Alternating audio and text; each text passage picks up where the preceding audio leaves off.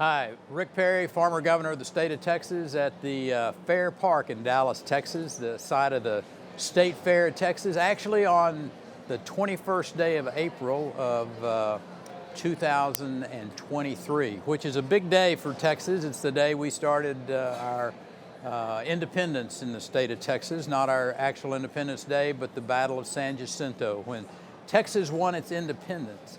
And so freedom's really important to people in the state of Texas. We fought for it. We've been fighting for it ever since.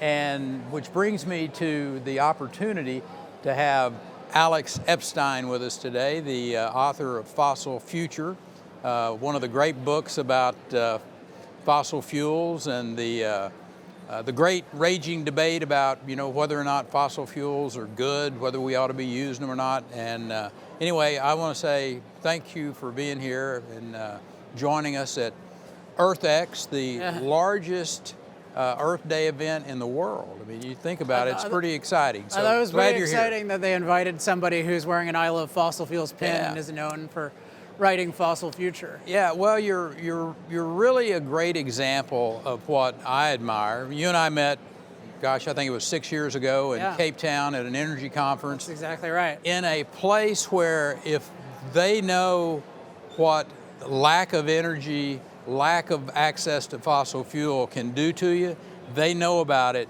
in South Africa, in the whole continent of Africa. So what I'd like for you to do here, Alex, is just talk a little bit about not only your book, about what the passion is. As a matter of fact, just a little bit of the background. There was a time when you might have been on the other side of this raging debate about the climate until you educated yourself and became very knowledgeable about truth.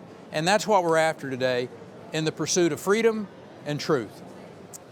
I mean, I had an interesting journey because in a sense I'm the last person you would expect to be world's biggest champion of fossil fuels. I grew up in Chevy Chase, Maryland, which is a liberal, place right outside Washington, D.C. I went to one of the top math science high schools in the country and I went to Duke University. I learned zero positive about fossil fuels. The only thing I, quote, learned is that fossil fuels are causing climate catastrophe. And I think this is typical of the education or miseducation people get, which is that fossil fuels essentially have no benefits and they only have side effects, and those side effects are catastrophic to the point where we should be in real fear of a looming apocalypse. And what really changed is I just randomly ended up studying the early history of the oil industry. And I learned that in 1859, right, when the oil industry was beginning, I've never told you the story actually, in Titusville, Pennsylvania, the countryside in that area was dark. Even though there were many technologies for illuminating your home, there were like half a dozen alternatives to oil, and yet nothing illuminated the countryside because nothing was cost effective. Within 5 years of the beginning of the oil industry, the countryside was bright. And it just occurred to me, wait, I could have been one of those people. Imagine what it would be like to go from darkness to light. And it's not just about having the technology that works, it's about having the technology that's cost effective. And it occurred to me, well, maybe the reason we're still using fossil fuels for 80% of our energy, maybe the reason it's still growing is because they're still the most cost effective alternative for billions of people. And then I learned that there are 6 billion people who are kind of like those people on the countryside where they have very little energy by our standards. 6 billion people use an amount of energy we would consider unacceptable. A third of the world is using wood and animal dung for their heating and cooking. 3 billion people are using less electricity than a typical American refrigerator. So I just saw the world as it's totally underpowered. And what are we doing? We're focused on getting rid of our number one source of energy instead of how do we expand the availability of energy? And that's part of the passion is I understand what energy has done for me, and I would like that opportunity for the rest of the world, and I would not like it to be taken away from me. So it's really interesting that you bring us to this point, and you talk about the benefits of fossil fuels. Seems like every time we turn on the TV or we see a newspaper article or we see some rally somewhere, all they want to talk about is the evils of fossil fuel. Here's the negative side of fossil fuels.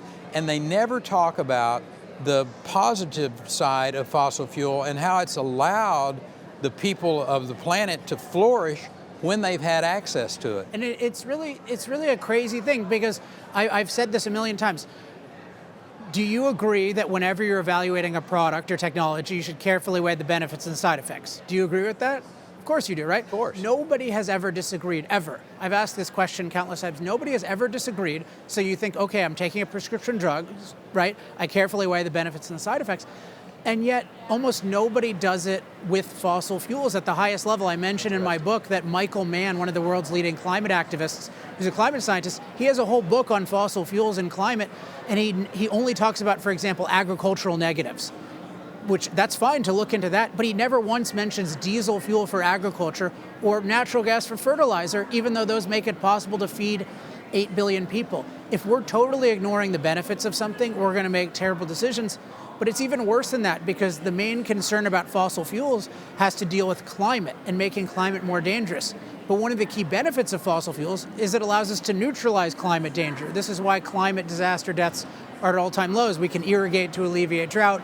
We can heat when it's cold. We can cool when it's hot. So fossil fuels, unlike a prescription drug, they can cure their own side effects. So imagine you've got a life-saving prescription drug. It can cure its own side effects with its benefits, but you ignore its benefits. That's how we can be trying to get rid of the thing that's saving the world and that billions more people need. I'm very emphatic about it because it's so clear. Yeah. And it's so important. Yeah, I think it's probably the most important part of. Matter of fact, I got a copy of Fossil Future right here that you wrote, and that's the most important from my perspective. The most important message that comes out of this book is not only to help people understand the positive aspects of fossil fuels historically and going forward in the future, but it talks about the flourishing of mankind. If you care about humankind. And I think I think it might seem like, why are you bringing that up? Doesn't everyone care about the flourishing of humankind? And I think most people, when pressed, if you say yes or no, they'll say, yeah, they're not going to say, I don't care about it at all. But here's what happens. When they're thinking about the Earth, when they're thinking about the planet, for example, on Earth Day, they're not actually focused on the flourishing of mankind, because we've been taught that our number one goal with respect to the Earth should be to not impact it, to minimize or eliminate our impact. And yet, this is what I learned when I was 18. This changed my life. I didn't know anything about energy, but I only learned that later, but this changed my life. I realized, wait a second, the modern environmental movement, its core goal is to eliminate human impact on Earth, and humans survive and flourish by impacting Earth. So our goal with respect to Earth is an anti-human goal. And that's why the key, the message you mentioned, the number one aspect of my book is that it looks at the Earth from a human flourishing perspective. And it says it's good for us to build buildings. It's good for us to build roads. Yeah. It's also good to enjoy beautiful nature. But guess what? You need a lot of energy and a lot of roads to do that. It's good to have clean air and clean water, but it's because it's good for humans. And so I look at the Earth and everything from a human flourishing perspective, and that really is radical, unfortunately. Yeah. Well, I look at it from I'm a Christian, and a biblical standpoint, and in Genesis it clearly says that man is supposed to subdue the environment, but do it in a righteous way.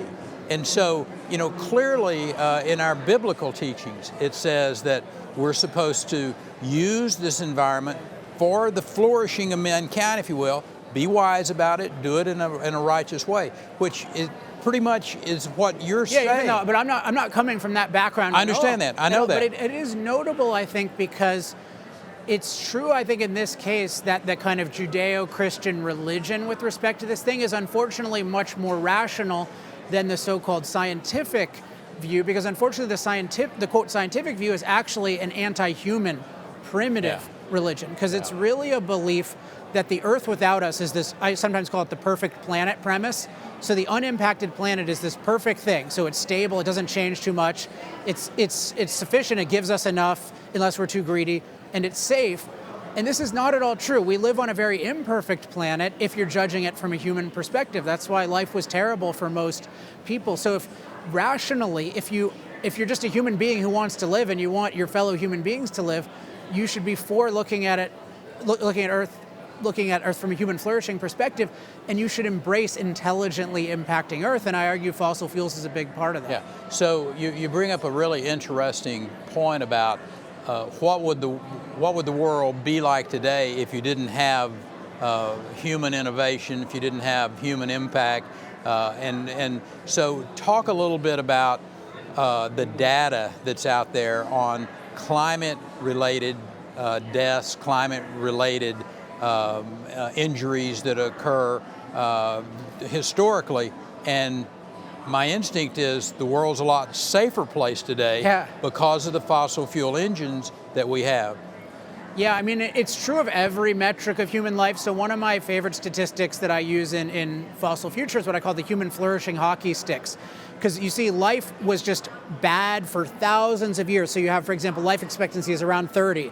And then suddenly 200 years ago, for some reason, it starts going up like a hockey stick, right? And then you have income, which is how much resource an average person has access to, and it's like this. And then population is like this, because everyone was dying so much before. Yeah. And a big part of it, not all of it, but a big part of it was climate, right? Climate is naturally deficient, as in it doesn't always give us what we need, say in terms of rainfall. This is why drought was historically such a killer, and people prayed to weather gods, right? Because nature doesn't give us, it's not actually a perfect planet at all. And the climate is incredibly dangerous. It's just constantly ravaging us and terrorizing us. So when people say, oh, the climate, save the climate, you don't want to save the climate, you want to master the climate. And fossil fuels have been essential to mastering the climate. Your instinct is right? I mean, just think about drought. So drought used to be a killer. You can look back in the 20s and 30s and see headlines of 2 million Chinese die from famine, after well, think about the Dust Bowl and right here in the central part of the United States back in the 30s. Yeah, I mean, you just think about what it means. And 2 million in the past that's like 8 million today, adjusted for population. Drought-related deaths are down 99% plus. Wow. So that means you have a 1 in 100 chance of dying from drought. Why is that? Well, think about it. We have modern irrigation. So even when you have a drought, you can irrigate. So it's as if you didn't have a drought. We essentially have 0 drought-related deaths in the United States now. You think about crop transport. So this happens a lot, particularly in Africa, where they still, they're not fully industrialized, unfortunately. But now if they have a really bad harvest, including due to drought, we can use machines, powered by oil to transport them crops. And of course, we grew the crops using oil and then natural gas for fertilizer. So the climate and the earth is so much more livable from a human flourishing perspective. That's why I say the whole thing is looking at the world from a human flourishing perspective. You just feel like, oh my God, to use maybe a biblical expression, like the scales come off, right? You can see what's true. Yeah. So one of the things that I'd like to kind of transition to here is to talk about why is this such a conflictual issue? I mean, why has there become, people choosing sides over here? If you're a climate denier, you're a Holocaust denier. Put you in the same camp. And why has this become such an issue that has caused such great division and angst? And I mean, why can't we be more, in pursuit of the truth?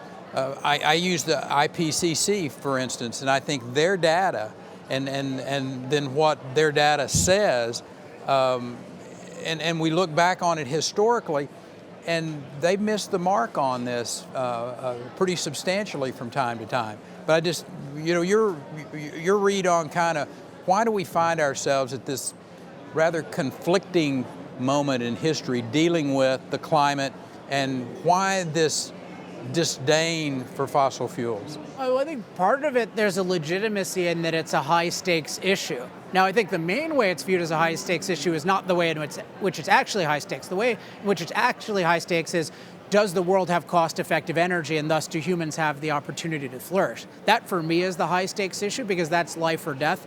That's having an opportunity-filled life versus no opportunity. You mentioned when we met in Africa, like you just see that all over the place. Making the right or wrong decisions is going to affect the fate of hundreds of millions of people, like for sure. Do they have the ability to have anything resembling a life like ours or not? So now the other way thinks of it as high stakes in terms of they think we're destroying the planet. You remember when AOC said that thing about scientists are telling us we have 12 years left, and you're talking about the cost. So for me, the cost of energy is actually that's the thing that matters.